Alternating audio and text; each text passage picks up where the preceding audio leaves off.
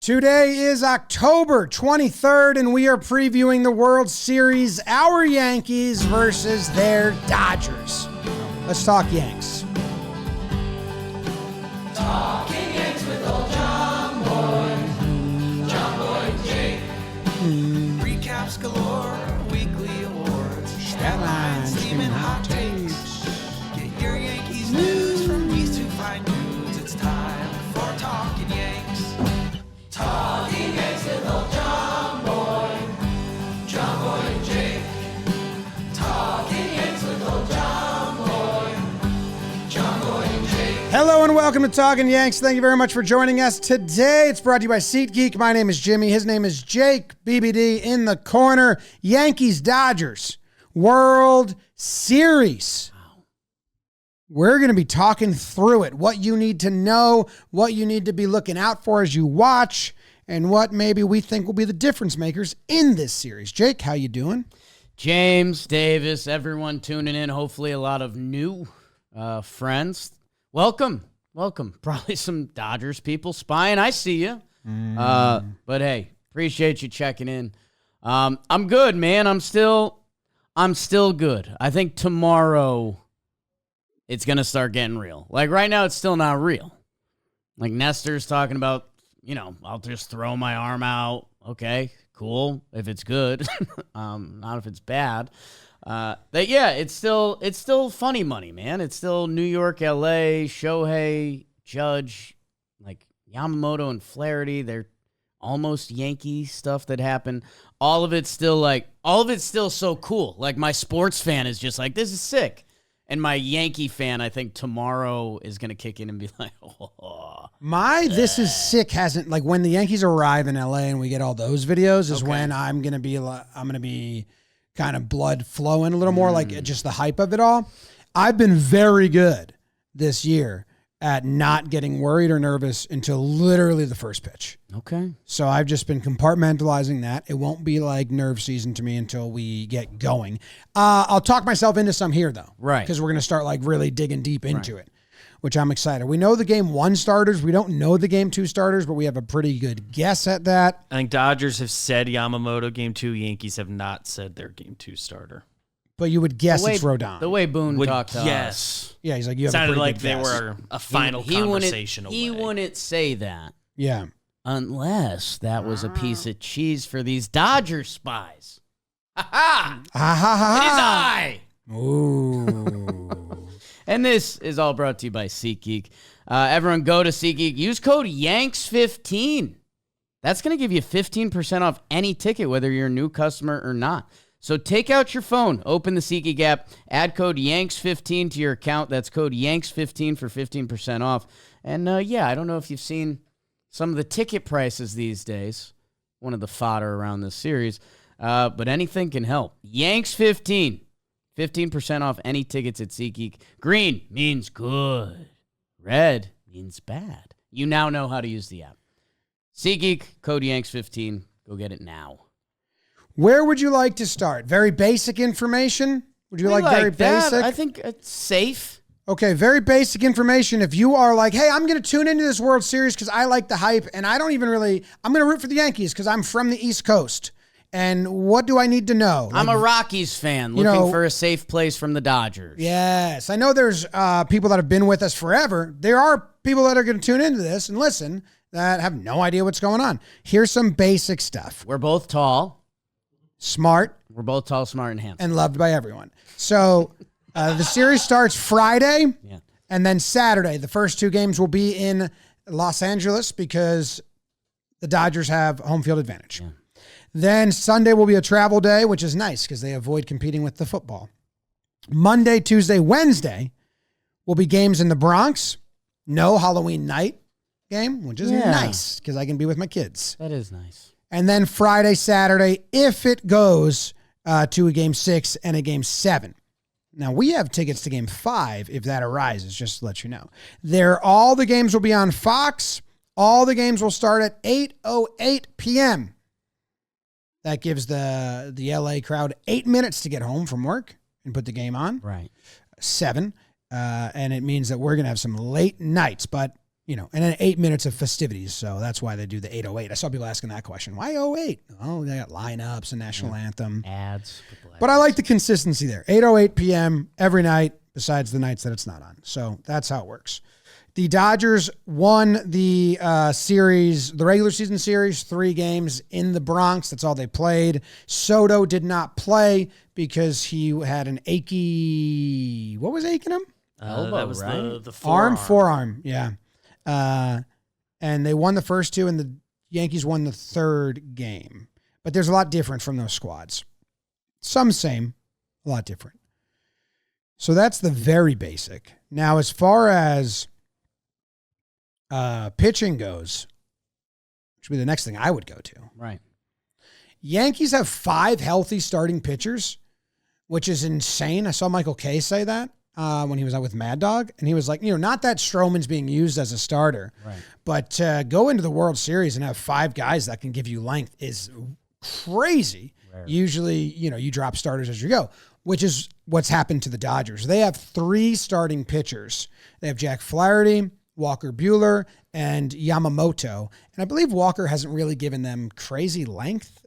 So he's built up. He's coming off of Tommy John, and he's not back to himself yet. That his best start of the postseason was probably against San Diego, but he got lit up. He gave up 6 runs, but he stayed in that game. Or no, that wouldn't be his best start. He had a good one against the Mets that was 4-inning shutout. But that's all they're hoping for. They're looking for 4 innings. He pitched 5 in that Padres game. After he gave up 6, he had 3 scoreless or whatever. And in a 7-game series with 2 off days, you need 4 starting pitchers. You can do a 3-man. The Yankees did it in 2009, but everyone's got to go on short rest. They don't really do that. The Dodgers didn't do that against the Mets. They're going to bullpen games. The Yankees have 4 pitchers. Heel will start the 4th one. So a big storyline will be Yankees knocking these starters out. And we'll get into that when we preview more of like the matchups and all that. But that's going to be the biggest thing. Like, how does this game affect the next game? Well, Dodgers are already comfortable using their bullpen a lot. They plan on bullpenning 2 games if it goes to a deep series. I don't know when they're going to choose to do that.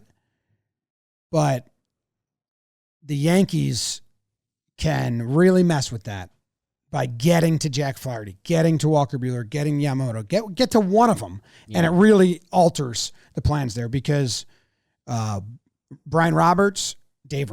I always say Brian. I mean, he was great. He was always say he was like 10 for 10 on the Orioles. Well, he's been very aware of the stat that the 3rd time a batter sees a reliever in a long series like this, he gets crushed. We just saw that happen in the CS against the Guardians. So if you force him to use his good guys in a loss or early, it's only going to help you down the line. And the same goes for the Yankees. Like the Dodgers want to get to their starting pitchers as well. But because the Yankees have 4 guys and in a loss can just hand the ball to Stroman and kind of hide some other of their relievers, Yankees have a slight advantage in that department. Yeah, that would be it. My only fear from a content perspective of this series is that like they punted a game against the Mets. Like game 2 against the Mets, they didn't go to any of their good bullpen because the Dodgers were down. Like that they were pretty much willing to lose that game. They're like, hey, there's no need. They lean on their bullpen. They are not going to get a 7-inning Rodon start, a 7-inning Cole start. So from literally a viewing/sports perspective, you could see a punt game, and we didn't really see the Yankees need to or have to because they never got down big in a game. Or up big. Right. The Dodgers and Dave Roberts, when they were playing the Mets, and shout out to Brian Roberts too. Like he was a baller. Yep. Yankees great. Yep. They have a couple high leverage arms they like that he was even juggling when they pitched. So like Michael Kopech, who's a big weapon for them, like, you're going to get that 1 through 4 batters in the Yankees lineup, once in the first 3 games. So that could be the 1st inning. That could be the 4th inning. Trinan is their other like dog right now. He kind of looks like a husky dog. His eyes are out of control. Like they're going to treat him the same way that, luck for them, luckily, last series, the scores of the games also allowed them to do that because they still want to use, if it's the 8th or the 9th, they want to use Trinan. But the way that the games were scored that day, they didn't have to worry about that. Where the Yankees, and that's what we just saw, they need Luke Weaver in the 9th. And so they used Luke Weaver in the 9th. He got overexposed. So, yeah, if the Yankees, if they can break their bullpen in one game, that is massive. Because the Dodgers pitching is a bit of a house of cards right now. It's a good house of cards, but it's a bit of a house of cards. The starters are better than the Guardian starters. True. I don't know if they're better matchups than the Royal starters. If that makes sense. Lugo and Waka still had the scariest arsenal against the Yankees. And Cole Reagans. The Royals definitely. And Cole Reagans. Yeah. Well, I'm not trying to knock Flaherty or Yamamoto or Walker Buehler because they're electric, but the Yankees do fare better against righties who throw fastballs, sliders, and curveballs, which is what Jack Flaherty and Walker Buehler are. And I think Yamamoto is to lefties or righties. He has a splitter, which can be a big difference maker. Yamamoto shut them down in the regular season. Yeah. He can, if that splitter's working, that's a trouble pitch for the Yankees. So he can shut them down. And so can Flaherty and Walker Buehler, but yeah, I mean Flaherty's postseason starts, he's gone 7 innings shut, and he went 2 innings and got lit up. So he can be all over the board. I'm almost penciling him in for one good one bad one. I don't know if that's the first start or the second start. Yamamoto for me is the X factor. We did our Talkin' Baseball preview as well. And for me, he's the one because he lived up to the billing this year. It's kind of he got hurt and missed a chunk of time, and then he had his first start in Korea to start the year that everyone was tuning in because we were so bloodthirsty for baseball to come back, and he kind of got rocked, and everyone was like, After that, he had an ERA in the 2s, and he was kind of the starting pitcher you heard about. And in these playoffs, he's been building himself up because he's been coming back from injury. But he's been, after his first start, which was Fernando Mania, Padres were out of control, he's had 2 solid ones / 2 of what they need. They need 4 innings, 5 innings, cleanish. And they have enough bullpen to go the rest of the way from there. That if the Yankees get Yamamoto, they're going to get Flaherty and Buehler at some point. If they can get Yamamoto, It'd be nice. It'd be nice. Nothing. And then the other thing, as if we're just staying on Dodgers pitching, because we're here, they have a lot of righties. So the Mets were a righty-heavy offense. They have Lindor who can switch. They had McNeil and Winker, who I think platooned. I don't know if they ever start. And then Nimmo. Those are 3. Yankees have a ton of lefties.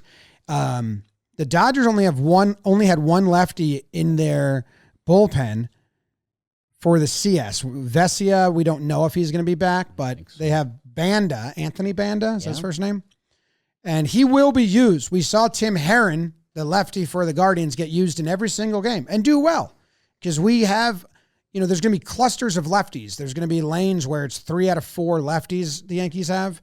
So I'm interested if they can get Banda in the game 1. Right? Let's see Banda game 1 and 2. Let's get a lot of looks against him for some of our lefties because he's the only one. Yeah, it's going to be... Vesia has a chance. He's throwing to live hitters today. So I didn't think he was there. I thought he was going to be more Rizzo-esque and hey, let's throw him on. And dude, with the Yankees lefty stuff, if they don't even think he'll be ready for games 3, 4, and 5, they still might put him on the roster. It could be worthwhile to them. Banda's good, dude. Banda's throwing 98 right now from a funky arm angle. And it is funny that, the Yankees and the Dodgers are both very smart. I think they have the 2nd and 3rd largest analytical departments, which, sometimes we take our shots, but also analytics is stats and information that you can use that for good. That they go after a lot of the same players, that Banda was clearly on their radar, and he's peaking right now. He's got the postseason juice. He's throwing some gross stuff. But yeah, let's see if Vesia makes the roster, because that gives them another weapon for the bottom half of our lineup that I'm a little nervous about. Like, I got to be honest. I don't know if we're going to do a nerves section of this episode, but like Rizzo and Volpe being good was just so massive for flipping it and getting it back to the top that we need. The other guys were so dead down there that, again, that could be glass half full, glass half empty. Like, if Jazz and Wells show up to the party, like, my God, this lineup is cracked. But I don't know. I'm worried about Rizzo's hand because he had some quotes come out that was like, okay. What'd he say? What? Can you get the exact one, Beebs? Wasn't he saying after games my hand was blowing up? Like, yeah, he got 2 broken fingers. Right. And, Volpe has looked awesome, but, I can't bank on it yet. I hope I can. I hope I walk away in a week from and I'm like, that's the new Anthony Volpe. I'm in on Volpe. Because guess what? Guess what just happened? He got 4 days off. Boom. Guess what Volpe does after rest? And you heard Precious. Boone say, get time in the cage. He's like, Boone goes, he had a great week before the postseason. Yeah. Dying for you to give him some days off. Chilling. Man. Anthony Rizzo said the days off before the World Series have been valuable for his broken fingers. Yeah. The biggest thing is getting the swelling out between games. It really blows up from the pressure. Yeah. The bones are still broken, but it's nice to get time off because my hand's still broken, Skip. Hell yeah, Riz. What a dog. That's great. Yeah, I mean, what... Do we name some of the other Dodger pitchers they're going to see quick, or do people care? If we're there, Kopech has crazy numbers. That was the one thing that stood out to me. I'm searching for it on the sheet. Do you have it somewhere? Oh, I have it here. 0 for 18, I think. Yeah, Judge, Stanton, and Rizzo are combined 0 for 18 against him. Yikes. But Glaber's got a homer. The two bad, good men for them are Trinan and Kopech. Trinan has a slider that doesn't make sense. It's like visually feels wrong. That's how good it is. And he's kind of peaking right now. He's become a 2-inning weapon for them. You guys might remember him, like Oakland A's for a little bit. But he is in like peak witchcraft. He looks like what you want your 90s 2000 reliever to look like. He has a weird goatee. It's like a dot goatee. Husky dog eyes, and he's just throwing grossness up there. Kopech has gone full El Grosso. The beard has hit a state of, like, normally society like doesn't support that beard, but we let athletes go. And he throws 100, and there was times he didn't look great this postseason, but he still got through against the Padres.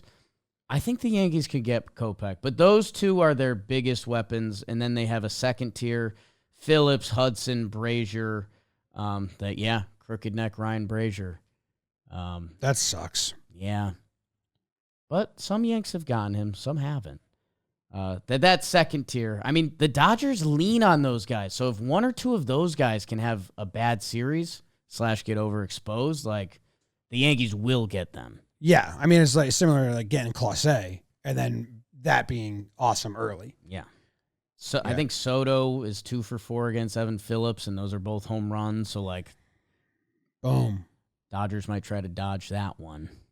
Who did he have those numbers against? Boyd? And then he hit a homer off him? Yeah. Is that what it was? And he's just like, I'll tell you later. Did he ever tell him? I don't think he did. I think he said something silly in the press conference. All right. That's all for the Dodgers pitching. Now, Dodgers lineup. The biggest storyline here is, besides Cole, or every game, the third time their top comes up, Shohei, Mookie, Teoscar, Freddie, Muncy, whatever, if Freddie said he's playing, whatever it is, what did the Yankees do? Right? I mean, Cole, if he looks great, we need Cole to face them a third time and, like, overcome it. Rodon, because he's a lefty, he needs to have one game where he faces them a third time. Otherwise, you're so exposed. And, you saw them use Meza to hide some of the other guys against the Guardians. It's going to be Nestor can come out and get that lane for once. They're not going to use Canely that early in a game, so Tim Hill will be out. You'll see Tim Hill. That's it. You might see Meza. I think he has decent numbers for Shohei. Okay. It's a little scary, but the Dodgers lineup is a mountain. Wow, you should get some Mountain Dew. Oh. You thought about that? Get off your ass and get some Mountain Dew. If you've seen our live streams, we're bopping around during these games. Great time to have a Dew. Bold flavors and refreshing citrus kick. Mountain Dew makes you feel like you're on an actual mountain. Like that. You guys know the video game stuff, but take it outside with you. Go on a hike. Throw the pigskin around. Blitzball in our warehouse. Big stuff on that coming soon. The mountain is calling. You should answer. Grab your friends. Grab an ice cold Mountain Dew wherever refreshing beverages are sold, and do the Dew. This is one of those things that normally seems obvious and is postseason obvious, but the first innings are also massive. You're mentioning the third time through. I think these are the two teams. I think they ranked second and third in first inning like runs and OPS that we've already seen. Like we talked about that. What was that? The game 4 the Yankees had to, or game 3 against the Guardians. The Yankees like literally had to get runs in the first inning. The Dodgers, it's the same thing. It's Shohei, it's Mookie, and it's probably Freddie. He's got some ankle stuff going on, but he says he's going to be in. The first innings are going to be crucial and just massive, and both these teams are wreckers in the first inning, which is kind of cool, kind of scary. And then, like you were saying, those third times through for our ones and twos. It's going to be interesting. Like, do you think if Cole's grooving, they let him go a third time through? Oh, yeah. They kind of need to. But I don't know if it's a close game. Well, they didn't against the Guards and whatever. And he wasn't that bad, I didn't think, in that game compared to like what they could bring in. Yeah. So I don't know. I'm interested to see that. But yeah, that's just going to be a butt-clenching time. Also, the 9-hole hitter. I mean, Shohei Ohtani's numbers when there's a runner on versus when there's not a runner on are they defy like my brain. They defy baseball. He has got like an 800 batting average when there's a runner on. That's good. That worries me. Yeah. I like the approach of not having the runner on. Ohtani is 18 for his last 23 with runners in scoring position, okay?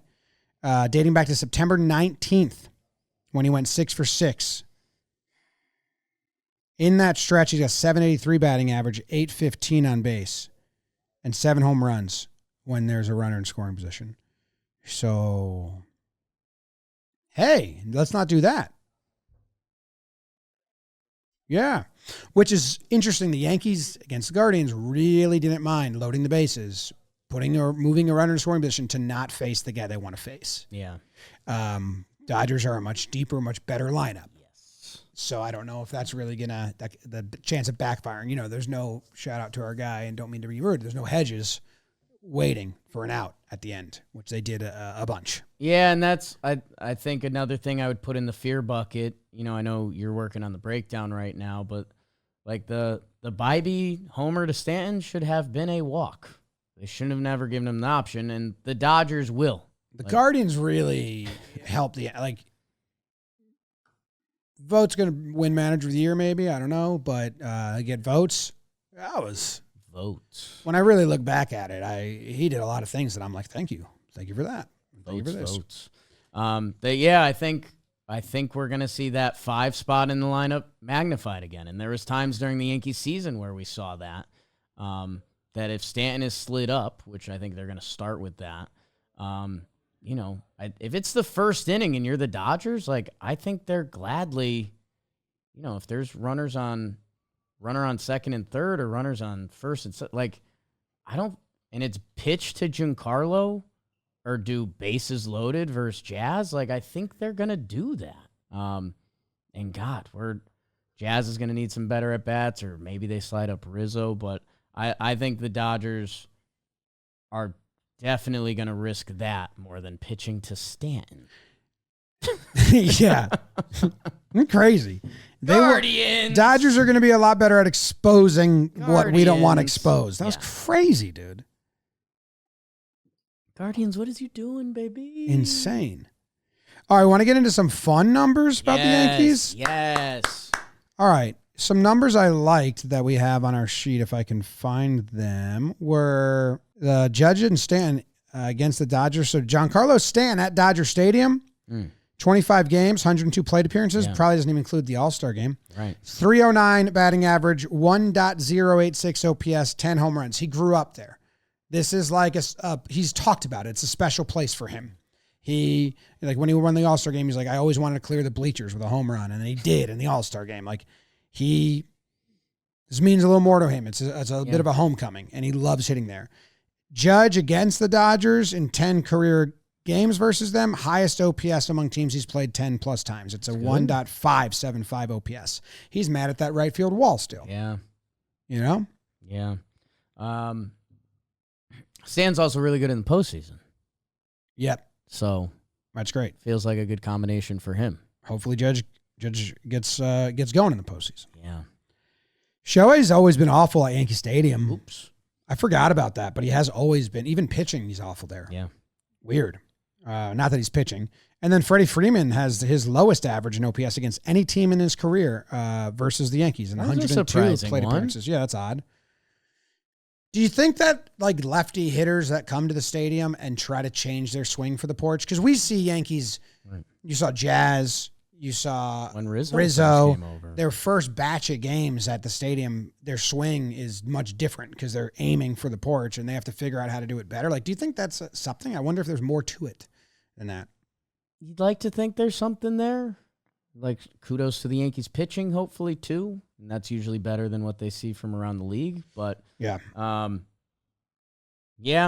it's going to be one of the storylines with all the Dodgers lefty hitters. If Muncy porches one, or Shohei doesn't really need the porch, but him and Freddie, like Freddie's one of the best doubles hitters in baseball. That if he gets a down the line shot, yep, that's going to sting. The Yankee Stadium doesn't really allow for doubles too, so that's like a nice pacifier there. Yeah, I like that.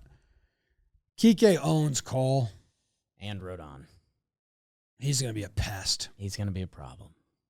Also a great postseason hitter. Yeah. Can't have Cole challenging him. Yeah, it's just tough because at a certain point you got to challenge one of these Dodgers hitters. Max Muncy just had the longest postseason on base streak. Will Smith was having a tough postseason. He homered in their last game. They are deep. What's the odds?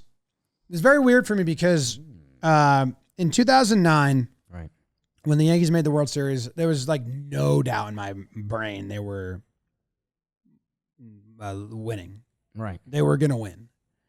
I was, even when they lost game 2 or whatever, or game 1, whatever one they lost, I was still like, this is fine. We're good. And I was younger and sure, and dumber and full of confidence and vigor. Cocksure. But I don't have that feeling. It's going to be a battle, and I think are the Dodgers the favorite? They are a slight favorite. It's minus 125. The Yankees are plus 105, which I wonder if home field was switched. Do those numbers switch at all? Maybe not, because I don't know. But yeah, I mean, for as close as Vegas gets with numbers, if you're not familiar, that's basically as close of a favorite as you can be. So they have it tight. Out of the 3 Yankees hitters that have struggled the most, the 3 lefties, right? Yeah. Which one of them do you think will benefit the most from so many righty starters and more righties? You know, so this is Jazz, Wells, Verdugo. Yes. And,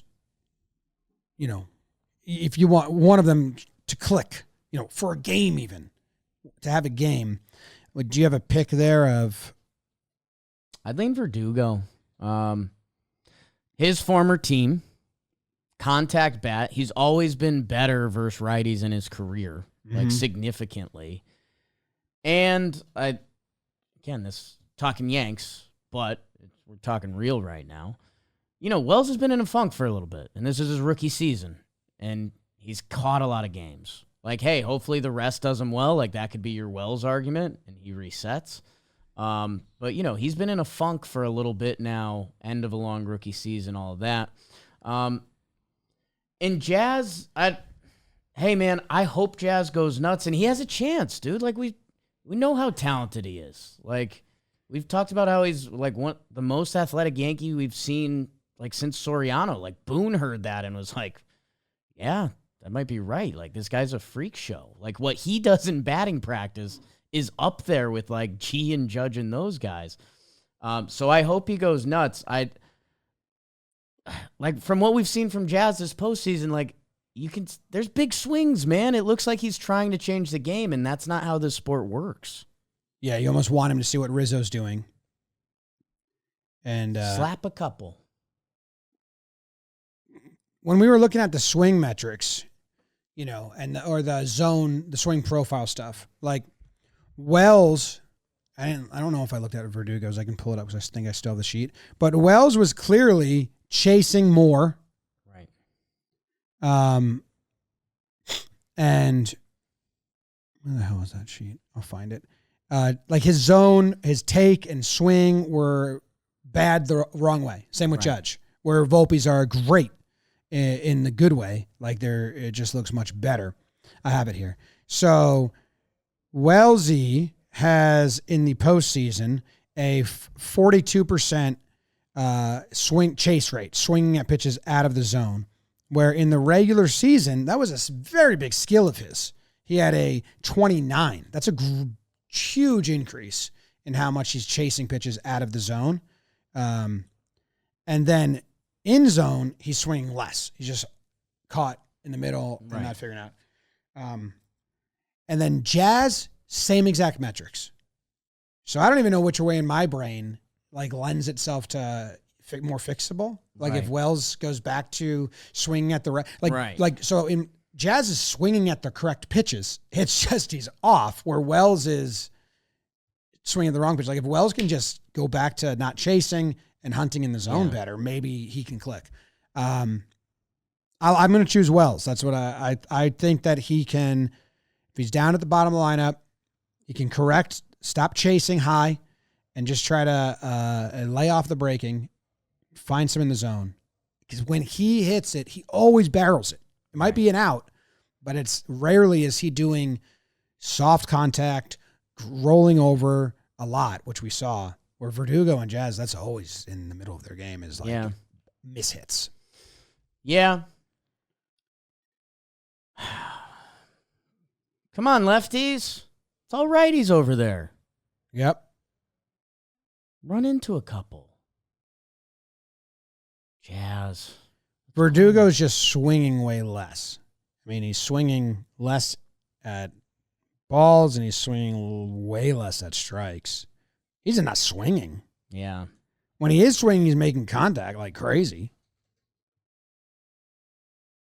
I feel like I've seen him do he takes the first strike and he just points his knob at the ball on the way in. Verdugo's like a blip for me. I can't even remember at bats. Jazz, they're stick out of my head. Right. Wellesley, I can remember that and the double plays. Like, I feel like he's been up with 2 outs a lot. That's so also been like whatever.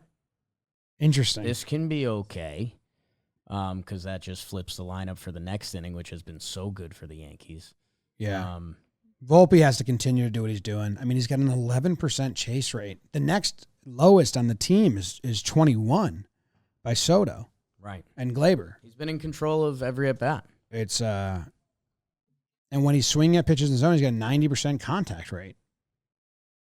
So he's got to stay. And then obviously can't do this show without talking about Judge, but it's huge. It's huge. It's going to get louder and louder and louder. More people come that don't watch the regular season, don't care about the regular season, will make their opinions on you right now that will last, whether that's okay or not okay or true. Like I'm going to make an opinion on Volpe if they win and Volpe stays throughout. My opinion's changed on Volpe. Right. Kind of like the Scott Brosius effect. Like, oh, dude, if you come through, I love you. So, yeah, Judge needs to get going, man. Yeah, It's because we've run the gambit on the playoff history, and a lot of the bad numbers were from 21, and that's because, that team was broken by the time the playoffs came around. And then, I don't know, we were watching some of the early Judge at bats this postseason, and we're like, this is off. This is off. This isn't the 58 home run guy that we got used to during this season. He even had one funk coming down the stretch, and then he clicked back in, and you're like, okay. I obviously believe in Aaron Judge, and the dream world, because Judge has still been homering in the postseason, is that we're going to wake up 5 years from now and Judge has broken the postseason home run record, and we're like, hey, remember back when people were worried about Judge as the postseason player? That's the dream. Judge, go win the MVP of this series, go hit 5 home runs, whatever, dog. It's a high bar, but he's kind of set that bar. So he can still, this narrative can go away quickly in 4 games, in 2 games. But you have to do it. I have a hot take for you. Bro. I have a hot take for you. Not a hot take. This is like a Chris Rose Baseball Today question. Is this series more dictated by top of the order versus top of the order, or bottom of the order versus bottom of the order? Chris Rose. That's Chris Rose.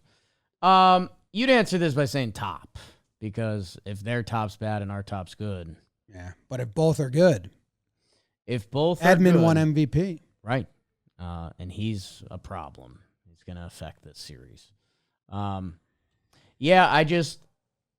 If the series comes down to bottom and bottom, it's also our nickname on the live streams we've been doing, that heavily favors the Dodgers. The Dodgers have guys that have put up massive seasons and careers in the bottom of their lineup where, Verdugo and Dominguez was a debate coming into the playoffs. Wellesley's been in. He hasn't looked like the Austin Wells that was our cleanup hitter, and we were butter knifing stats to make him look better than Adley Rutschman for a month now, month and a half. So, who's been the weak spot for the Dodgers? I know Will Smith was having. Again, I think his postseason stats are not good. He finished his last game with a home run. Teoscar's numbers have come down now. On base is still there, but batting average and slugging, not there. Everyone else pretty Freddie's good. been hurt. But, you do this for the Yankees, and again, you were talking about the bottom not being there, but the top is pretty looking good. Yeah. I think it's one of those, and hey, if you're a Dodgers fan and you want to sound off in the comments, let me know. I think they've had Teoscar has had enough moments that they're feeling fine with him. Yes. Obviously the stats. And I'm very nervous when he's up too. Yeah. I'm just reading the stats. Tommy Edman won CS MVP. Kike's stats look fine in his postseason history.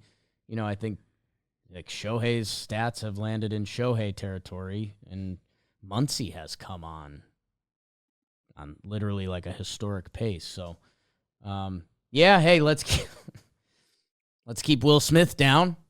Both teams have 4 players who had a 1 OPS in the championship series. How about that? And let's make whoever their rotating players are between Gavin Lux, Chris Taylor, Andy Pajes.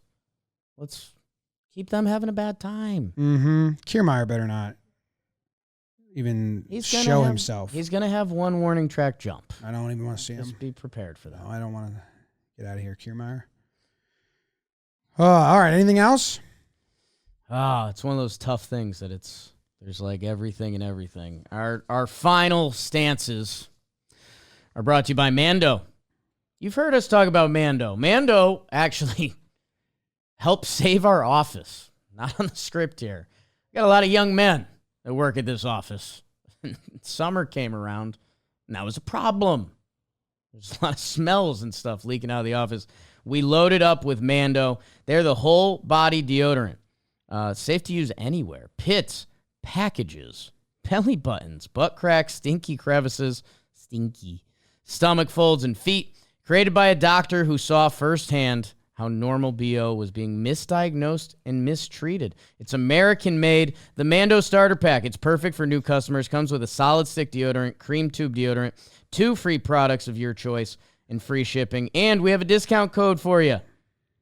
If you go to shopmando.com and use code Yanks, you save 40% off their starter pack. So that's code Yanks at shopmando.com. Save yourself 40%. Go take care of yourself. Take care of yourself. Um, I have some stats if you want to hear them. blow up their starters. Yeah. Jack Flaherty, friend. We're friendly with Jack. This says here he threw breaking pitches 48% of the time in 2024, and he located 58% of his pitches down when ahead in the count. Stan and Judge have the most home runs on low breaking balls this year. Stan loves digging those out. Yeah. So I like that.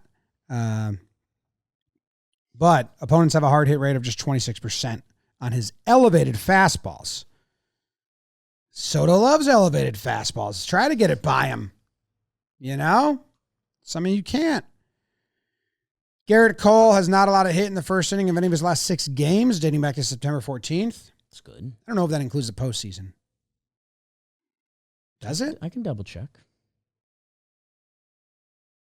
And Cole has been really, really good against left-handed batters with his fastball. He's got good numbers against Shohei. So those are some stats about this game.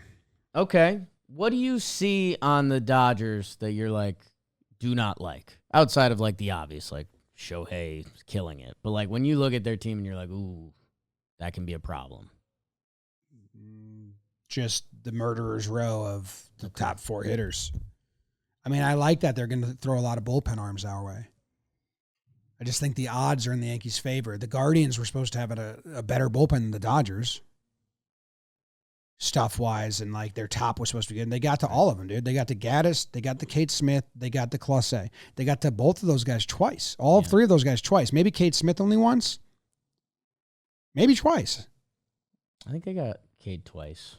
So you can't knock that. You know, I was a little worried about, and I am worried. I don't think it's a cakewalk. I think it's going to be a good series, and the Dodgers can very well win. Yeah. Whatever. I'm not trying to dismiss them in any way, but I was a little worried.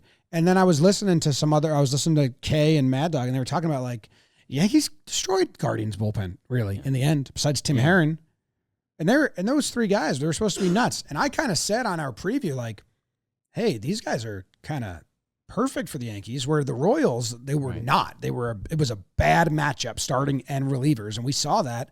So just get to the bullpen. You cannot have, like, we're going to face Flaherty, Walker Buehler, and Yamamoto in the first 3 games. 2 of them need to come out early. You can't let 2 of those starters get 6 innings pitched on you. I think that's how they lose the series easily. You know, that's how where it's like, fuck. Okay. If 2 of those 3 starters just dominate, 6 innings pitched, 0 runs, which is what like we were. I think Yamamoto's the only one that can do that. Well, Flaherty can do that. He has a 7 innings, but I think in like game 1, I don't even think they'd go for that. Like I think if they see a win in game 1 with Flaherty, I think they go to their good pen after 5. Like that's how they feel about their good pen right now. Yeah. But that's the worry, because the Yankees offense can look dead against starters at times. Flaherty went 7 strong, 0 earned runs, 2 hits against the Mets in game 1. Yeah. So the Cole postseason stat is true. Hasn't given up a hit in the first inning. Nice. So we love that.